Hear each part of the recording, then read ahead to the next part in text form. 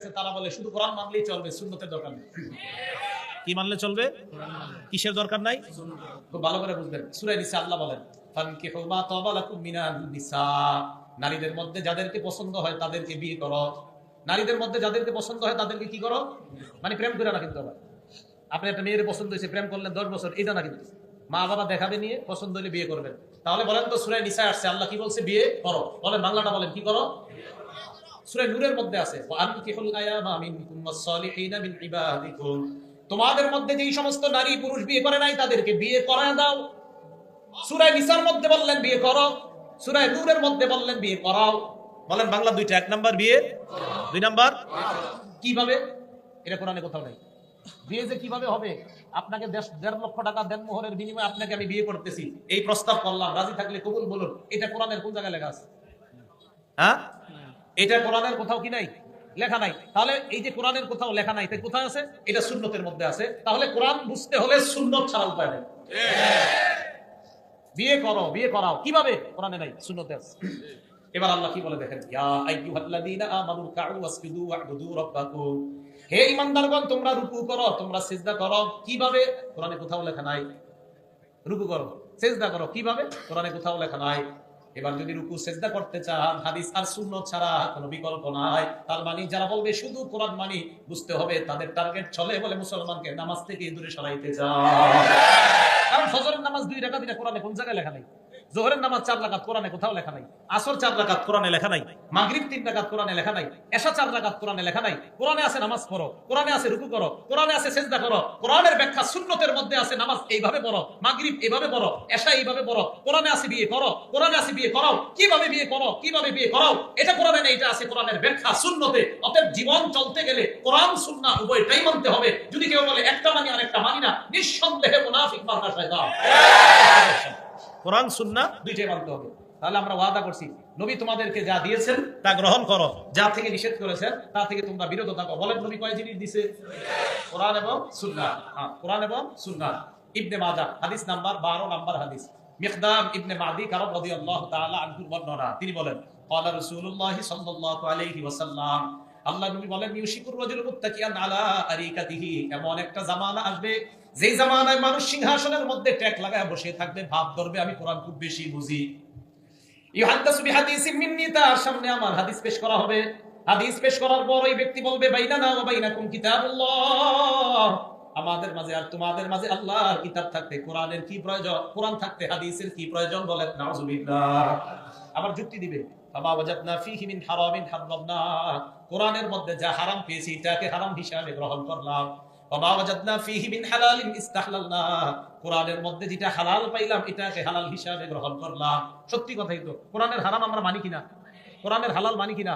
তো এই ধোকাবাজ কিভাবে ধোকা দেয় দেখেন, কোরআনের হারাম মানলেই তো হয়, কোরআনের হালাল মানলেই তো হয়, হাদিসের কি দরকার? নবীজি বলেন এদেরকে জানায় দাও, আলা ওয়া ইন্নামা হারামা রাসূলুল্লাহ বিসমিমা হারামাল্লাহ, আমি নবী যা হারাম করি আমার হারাম করাটাও আল্লাহর হারাম করার মতোই বিধান বলে সাব্যস্ত হয়েছে। তাহলে কোরআন না সুন্নাহ? না কোরআন সুন্নাহ? শুধু কোরআন শুধু সুন্নাহ না কোরআন সুন্নাহ? উভয়টাই কি করতে হবে? মানতে হবে। উভয়টা না মানলে উপায় নাই। এখন আবার একদল দাড়ি রাখে না, যারা শুধু কোরআন মানে এরা দাড়ি রাখে না। অনেকে, বেশিরভাগ কোরআন যারা মানে এরা দাড়ি রাখে না। কেন? এই জন্য রাখে না, দাড়ির কথা সুন্নতে আছে, কোরআনে নাই। এর অর্থ হলো কোরআনে নাই না, কোরআন পুরাটা পড়ে না তাই পায় না। কোরআন কি করে না? পুরা পড়ে না তাই কি করে না?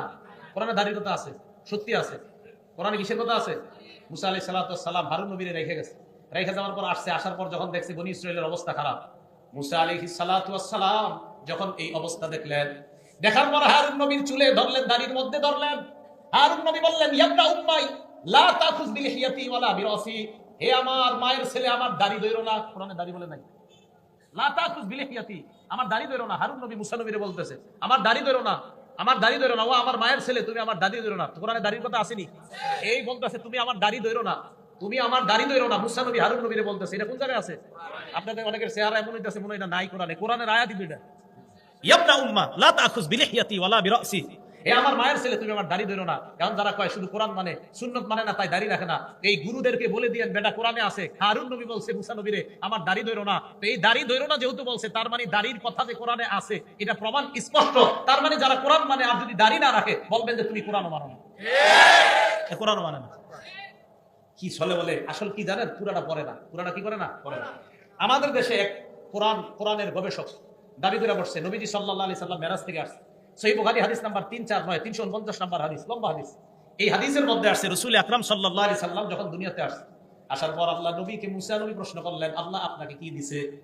নবী জবাব দিলেন 50 সালাতান, আল্লাহ আমাকে 50 ওয়াক্ত নামাজ দিয়েছেন। মুসা নবী বললেন, আবার যান কমায় আনেন, কমাইতে কমাইতে 5 ওয়াক্ত নামাজ। আমাদের নবী 5 ওয়াক্ত নামাজ নিয়ে রওনা করলেন। আল্লাহ ডাক দিয়ে বললেন, হাবিব লা ইউবাদদালুল কওল লাদাইয়া, আমার কথার কোনো পরিবর্তন নাই। আপনার উম্মত যদি 50 ওয়াক্ত নামাজ পড়তো, আমি 50 ওয়াক্তের সওয়াব দান করতাম। আপনি উম্মতকে জানায় দেন, উম্মত যদি 5 ওয়াক্ত নামাজ সঠিকভাবে আদায় করে, আমি আল্লাহ তাকে 50 ওয়াক্তের সওয়াব লিপিবদ্ধ করে দিলাম। আসলে প্রথমে দিছে কয়েকটা 50 কয়েকটা। এখন আমাদের দেশে এক কোরআন গবেষক বলে ফেলছে, আল্লাহ একদিনে 50 ওয়াক্ত নামাজ দিছে, যদি আল্লাহ এটা এরকম অজ্ঞানের মতো জিনিস আল্লাহ কেন দিবে? মানে একদিনে 50 ওয়াক্ত নামাজ উম্মত পড়বে কিভাবে? তা আল্লাহ এমন জিনিস কেন দিবে? উনি বুঝাইতে চায় যে না, এরকম জিনিস আল্লাহ দিতে পারে না, যে একদিনে 50 ওয়াক্ত নামাজ, এটা ওনার মাথায় ধরে না। কেন বলেন তো? উনি কি গবেষণা করে? কোরআন। আরে কি গবেষণা করে? এই জন্য উনি মাথায় এটা ধরে না যে একদিনে 50 ওয়াক্ত নামাজ, হাউ ইজ ইট পসিবল, এটা কিভাবে সম্ভব? এটা হযরতের বক্তব্য। এখন আমি বলি কি, উনি কোরআনও পড়ে না কেন বলেন তো? হাদিসে আসছে একদিনে কয়েকত, জোরে বলেন কয়েকত। হাফেজে কোরআন যারা হাত তোলেন, শুধু হাফেজে কোরআন হাত তোলেন, হাত তোলেন হাফেজে কোরআন। এবার আমি পড়ি, সালা সাইলুম বিআযাবি ওয়াকি' লিল কাফিরিনা লাইসা লাহু দাফি' মিনাল্লাহি যিল মাআরিজ তা'রুজুল মালায়েকাতু ওয়ার রূহু ইলাইহি ফি ইয়াউমিন কানা মিকদারুহু 50 আলফ সানা। হাদিসের মধ্যে আসছে একদিনে 50 ওয়াক্ত, কোরআনের মধ্যে আসছে একদিনের সমান 50,000 বছর। কয় হাজার বছর? 50,000। এখন বলেন তো 50 কম না 50,000 কম? আরে 50 কম না 50,000 কম? হাদিসের মধ্যে আসছে একদিনে আল্লাহ 50 ওয়াক্ত নামাজ দিছে, এটা ওনার মাথায় ধরে না। উনি যখন কোরআন গবেষণা করতে করতে সূরা মাআরিজে যাবে, একদিনে 50,000 বছর, এটা ওনার মাথায় কিভাবে ধরবে? তখন কোরআন অস্বীকার করবে। হাদিসের 50 উনি মানতে পারেন একদিনে, তাহলে কোরআনের একদিনের 50,000 কেমনে মানবে? তার মানে কোরআনও পড়ে না, এরা কোরআনও পড়ে না, সত্যি কথা কোরআন পড়ে না, কোরআনও পড়ে না, সুন্নাত হুদাই মনে করেন মাঝে মাঝে কয় যে এটা মাথায় ধরে না, মানে ভাবসাব ধরে আমি খুব গবেষক। এই জন্য আমার রাসূলের সাল্লাল্লাহু আলাইহি সাল্লামের হাদিস যখন পড়ি, আমি আরিফ বিন হাবিবের ঈমান আরো বাড়ে। কেন?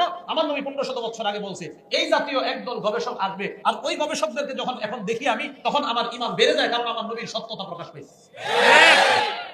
রাসূল আকরাম সাল্লাল্লাহু আলাইহি সাল্লাম বললেন, এমন একটা সময় আসবে যেই সময়ে মানুষ এইভাবে তার সামনে হাদিস পেশ করা হলে সে বলবে শুধু কোরআন মানলেই চলবে, সুন্নতের কোনো প্রয়োজন নাই। আল্লাহ কোরআন সুন্নাহ উভয়টা মেনে আমরা যেন দুনিয়ার মধ্য থেকে ঈমানের উপর চলতে পারি, আল্লাহ তৌফিক দান করেন।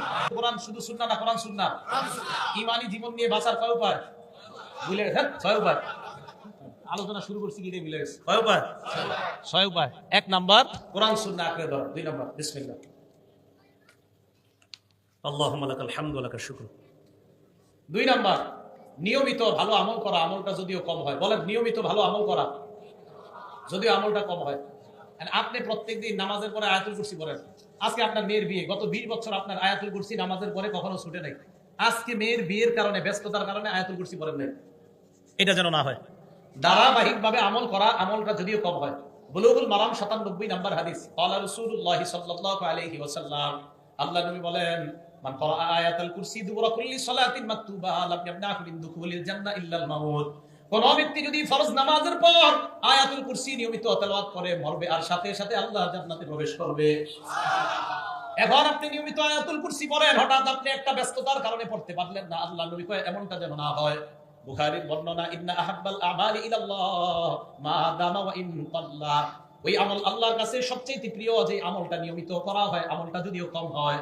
প্রত্যেক ফরজ নামাজের পর সুবহানাল্লাহ 33 বার বলা আপনি কখনো ছাড়েন না, হঠাৎ আজকে ছেড়ে দিবেন, এমনটা যেন না হয়। নবীজি বলেন ধারাবাহিকভাবে ভালো আমল করা, এই আমল যদিও কম হয়, এটা আল্লাহর কাছে সবচেয়ে প্রিয় আমল। সুবহানাল্লাহ। 3 নাম্বার ঈমানের উপর থাকা, আর ঈমান নিয়ে মরার 3 নাম্বার উপায় ঈমানকে তাজা করা। বলেন ঈমান কি করা? তাজা করা। আন আবি হুরায়রা রাদিয়াল্লাহু তাআলা আনহু قال قال রাসূলুল্লাহ সাল্লাল্লাহু আলাইহি ওয়াসাল্লাম, আল্লাহ নবী বলেন, জাদ্দিদু ঈমানাকুম, তোমরা তোমাদের ঈমান নবায়ন করো, ঈমান তোমরা তাজা করো।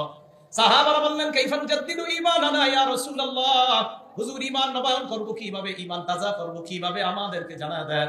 আল্লাহ নবী বললেন, জাদ্দিদু ঈমানাকুম বিকাউলি লা ইলাহা ইল্লাল্লাহ, তোমরা তোমরা বেশি বেশি লা ইলাহা ইল্লাল্লাহ আলোচনা করবা, তোমাদের ঈমান আল্লাহ তাজা বানায় দিবেন। তাহলে লা ইলাহা ইল্লাল্লাহর মাধ্যমে ঈমান তাজা করা। লা ইলাহা ইল্লাল্লাহ এমন এক জিকির, আমার মুখের দিকে তাকান সবাই, সবাই তাকান, তাকাইছেন, দেখেন আমার দিকে। লা ইলাহা ইল্লাল্লাহ, ঠোঁট লাগছে নি আমার? দেখেন তো, লা ইলাহা ইল্লাল্লাহ ঠোঁট লাগছে? এবার আপনারা দেখেন, লা ইলাহা ইল্লাল্লাহ ঠোঁট লাগছে? এবার মনে করেন আপনারা গল্প করতেছেন, আপনাদের মাঝে আমি আছি, আমি চুপচাপ আছি, দেখেন আমার দিকে তাকান, আমি কিন্তু লা ইলাহা ইল্লাল্লাহ পড়তেছি, দেখতেছেন? এবার দেখেন তো, আপনারা ভাবতেছেন হাফের আছি, আসলে লা ইলাহা ইল্লাল্লাহ পড়তেছি। লা ইলাহা ইল্লাল্লাহ এমন এক জিকির, যে জিকির করলেও মানুষ দেখে না, রিয়া মুক্ত, শিরিক মুক্ত একমাত্র জিকিরের নাম লা ইলাহা ইল্লাল্লাহ। সুবহানাল্লাহ। এই দেখেন, এই আপনারা গল্প করতেছেন, আমি লা ইলাহা ইল্লাল্লাহ পড়তেছি, কেউ জানে না। 10 জন গল্প করে, আপনি ওই জায়গায় চুপচাপ এমনি থাকেন, লা ইলাহা ইল্লাল্লাহ করবেন, ও জানতেও পারবেন আপনি লা ইলাহা ইল্লাল্লাহ পড়তেছেন, আর আপনার ঈমানের পাওয়ার আল্লাহ বাড়তেছে। এবার সবাই লা ইলাহা ইল্লাল্লাহ করে ট্রাই করে দেখেন তো, ঠোঁট লাগেনি? লা ইলাহা ইল্লাল্লাহ লাগে, ঠোঁট লাগে? হ্যাঁ, এটা ইখলাসের বাক্য, এটাই কালিমাতুত তাওহীদ। যে এমন এক বাক্য আল্লাহ শিখাইছেন, যেই বাক্য বললে মানুষ জানতেও পারে না, মানুষ আমল প্রকাশ হয় না মানুষের সামনে, এটা হলো লা ইলাহা ইল্লাল্লাহ। লা ইলাহা ইল্লাল্লাহ এমন এক আমল, যে আমল করলে মানুষের সামনে প্রকাশ পায় না, মানুষ জানবেও না আপনি যে জিকির করেন। বাসের মধ্যে বসে 10 জন গপ্পবাজি করতেছে, আর আপনি হা করে আছেন, এরা মনে করে হা করে আছেন, আসলে আপনি 100 বার লা ইলাহা পড়ে ফেলছেন। তো 3 নাম্বার ঈমানকে তাজা করা। 4 নাম্বার আল্লাহ ওয়ালাদের মজলিসে যাওয়া। বলেন, কার মজলিসে যাওয়া? আজকে প্রধান অতিথির নাম কি? গাফফার সাহেব। কি করে গাফফার? তো আল্লাহ, আল্লামা আব্দুল গাফফার সাহেব, কি নাম? হ্যাঁ, দাওরা হাদিস যখন পড়ি তখন হুজুরের কাছে গেছি। দাওরা হাদিস যখন পড়ি তখন কি একটা সমস্যার কথা বলছিলাম, 2 মিনিটে এমন এক পরামর্শ দিয়েছে, সমস্যা সমাধান হয়ে গেছে। আল্লাহ ওয়ালাদের কাছে যাবেন, এটা 4 নাম্বার। ঈমানি জীবন, ঈমানি মরণের উপর থাকা, আল্লাহ ওয়ালাদের কাছে বেশি বেশি যাবেন।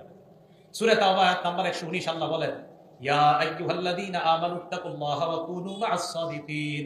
হে ঈমানদারগণ, তোমরা তাকওয়া অবলম্বন করো, তোমরা আল্লাহকে ভয় করো, ঈমানদারদের আর তোমরা সত্যবাদীদের সাথে তোমরা থাকো, নেককার মানুষের সাথে তোমরা থাকো।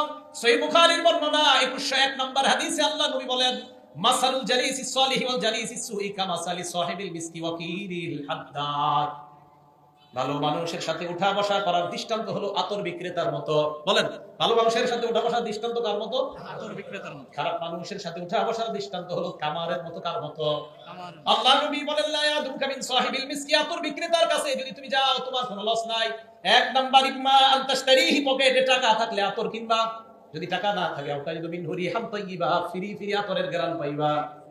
আতর বিক্রেতার কাছে গেলে টাকা থাকলে আতর কিনবা, না থাকলে ফ্রি ফ্রি আতরের গ্রান পাইবা। আল্লাহ ওয়ালাদের কাছে গেলে হয়তো আল্লাহ ওয়ালা হইবা, আর যদি আল্লাহ ওয়ালা হইতে না পারো, আল্লাহ ওয়ালাদের গ্রান পাইবা। কিভাবে আল্লাহ ওয়ালা হওয়া যায় জানতে পারবা। এই জন্য 1 দিন যাও, 2 দিন যাও, 3 দিন যাও, বারবার যাও, আল্লাহ ওয়ালাদের কাছে যাইতে যাইতে এক পর্যায়ে আল্লাহ ওয়ালা হয়ে যাইবা। আতর বিক্রেতার কাছে গেলে লস নাই, হয়তো আতর কিনো, টাকা নাই হুজুর, তো আতরের গ্রান নাও। আল্লাহ ওয়ালাদের কাছে গেছো, একদিন চান্স পাই নাই হুজুর, আরেকবার যান, চান্স পাই না হুজুর, আরেকবার যান। ওই যে যাওয়ার পরে দেখবেন উলামায়ে কেরাম ভরপুর হয়ে আল্লাহ ওয়ালার দরবারে ভিড় করতেছে। এই এদেরকে দেখতে দেখতে আপনার ঈমানি পরিবর্তন আল্লাহ দিয়ে দিবেন। এজন্য আল্লাহ ওয়ালাদের কাছে যাওয়া। আর কামারের দৃষ্টান্ত রাসূল বলেন, ওয়া আম্মা সাহিবুল হাদ্দাদ, কামারের কাছে যদি তুমি যাও, ইম্মা ইউহরিকু বাদানা, হয়তো তোমার শরীর জ্বালিয়ে দিবে, আও ইউহরিকু সাওবা, অথবা তোমার কাপড় জ্বালিয়ে দিবে। না না, আমার শরীরও জ্বলে না, কাপড়ও জ্বলে না। আল্লাহ নবী বলেন, আও তাজিদু মিন হুরিহান খাবিসা, অন্তত খারাপ একটা দুর্গন্ধ তোমার নাকে আসবে, ফিরি ফিরি একটা দুর্গন্ধ আসবে। আপনার ছেলেটা খারাপ মানুষের সাথে যখন চলবে, এক পর্যায়ে চলতে চলতে ওর মধ্যে খারাপ স্বভাব এসে যাবে। এই জন্য আবু দাউদ শরীফের হাদিস নাম্বার 4833 নাম্বার হাদিস, 4833, এই হাদিসে রাসূল আকরাম সাল্লাল্লাহু আলাইহি সাল্লাম বলেন, আবনাসু আলা দীনি খালিলিহি, মানুষ তার বন্ধুর রীতি নীতির অনুসারী হয়। বাংলাটা বলেন, বলেন, মানুষ তার বন্ধুর রীতি নীতির অনুসারী হয়। মানুষ কার অনুসারী হয়? বন্ধুর রীতি নীতির অনুসারী হয়। হ্যাঁ, আপনি যদি আল্লাহ ওয়ালাদের কাছে যান, যাওয়ার পরে দেখবেন উনি টুপি কেমনে পরে, উনি জুব্বাটা কেমনে পরে, উনি সুন্নাহ মোতাবেক কেমনে মেসওয়াক করে, উনি সুন্নাহ মোতাবেক জুব্বাটা কিভাবে পরে, তখন তার রীতিনীতি আপনারা অনুসরণ করতে মন চাইবে।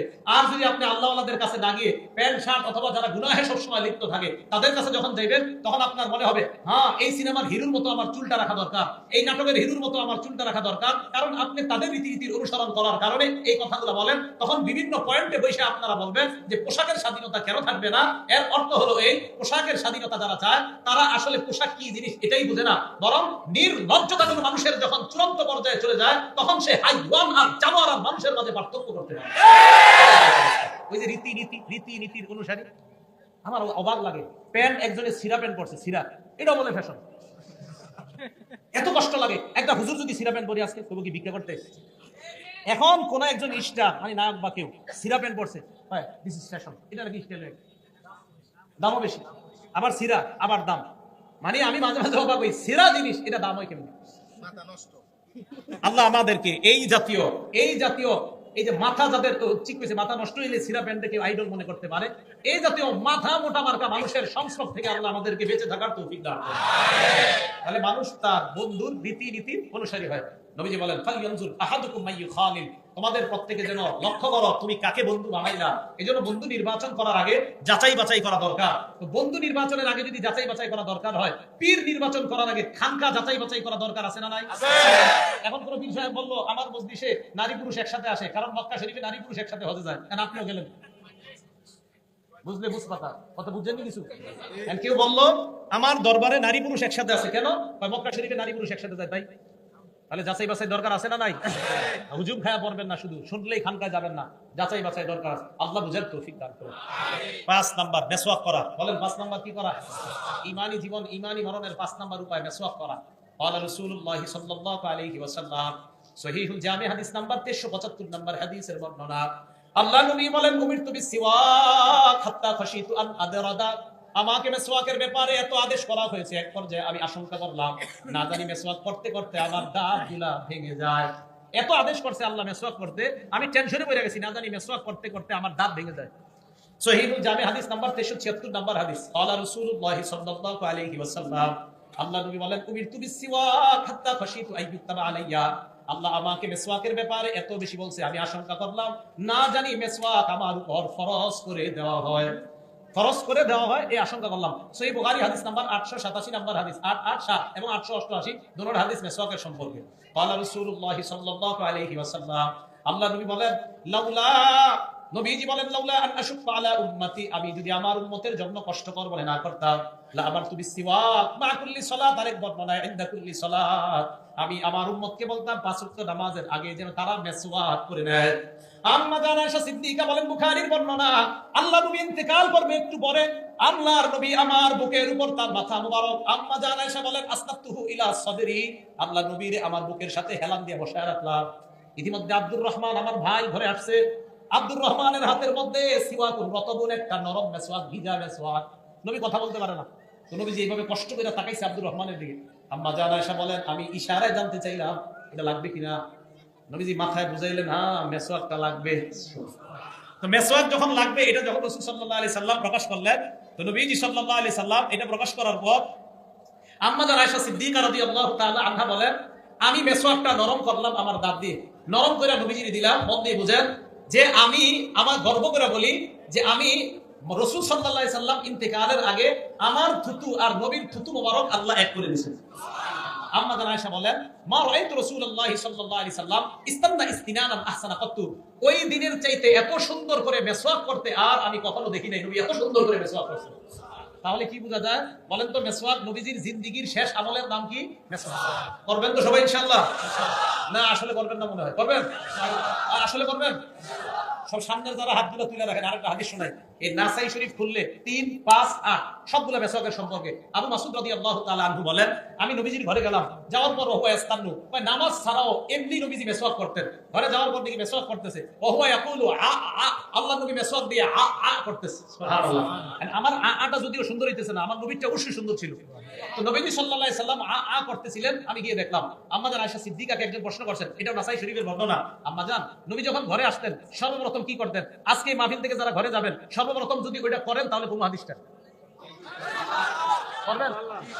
আম্মা জান আয়েশা সিদ্দিকাকে প্রশ্ন করলাম, আম্মা জান, বিমা যা কান আবদুন নবী সাল্লাল্লাহু আলাইহি সাল্লাম ইজা দাখালা বাইতা, নবীজি যখন ঘরে আসতেন সর্বপ্রথম কি করতেন? আম্মা জান আর কি করতেন? আয়েশাই মেসওয়াক করতেন।